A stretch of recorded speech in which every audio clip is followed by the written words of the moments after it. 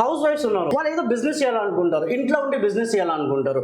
So వాళ్ళకి కానివ్వండి, లేదా ఎగ్జిస్టింగ్ లాండ్రీస్ కానివ్వండి, లేదా మెయిన్ మనం మిషన్ ఎక్కడ ఇస్తామంటే ఎక్కడైతే సారీ మ్యానుఫ్యాక్చరింగ్ అవుతుందో వాళ్ళకి మన ఎక్విప్మెంట్ మనకి సప్లై చేస్తామండి. మన దగ్గర మిషన్స్ తీసుకున్న వాళ్ళకి ఐడియా లేదు, లైక్ ఏమన్నా మీరు చెప్తారా? మేడం కంప్లీట్ మిషన్ తీసుకున్నాక 1 డే లేదా 2 days నేనే అక్కడ వెళ్ళేసి ఉండేసి దాని తర్వాత వాళ్ళకి మీకు ట్రయల్ కానివ్వండి, డెమో కానివ్వండి, ఏ విధంగా మిషన్ వాడాలా ఇదంతా క్లియర్ గా చెప్పేసి అక్కడ నుంచి బయలుదేరుతానండి నేను. ఓకే, సో ఆ ఫెసిలిటీ కూడా ఆ ఫెసిలిటీ కూడా ఇస్తాను మేడం. రైట్. సో అంటే బయట కూడా చూసుకుంటే చాలా ఉన్నాయి చెక్ చేసి, మరి దానికి దీనికి డిఫరెన్స్ ఏంటంటే? ఎస్ మేడం, సో దానికి దీనికి డిఫరెన్స్ ఇదే అన్నాను మేడం.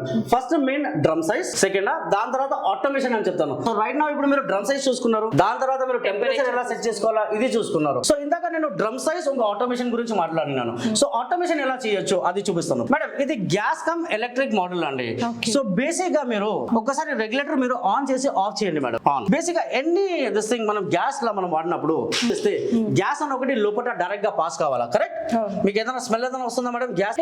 సో బేసిక్ గా ఈ కంపోనెంట్ మనము సాల్నట్ వాల్ అని చెప్తామండి. మీరు ఎప్పుడైతే గ్యాస్ ఆన్ చేస్తారో గ్యాస్ అని డైరెక్ట్ మన మెషిన్ లో వెళ్ళదండి.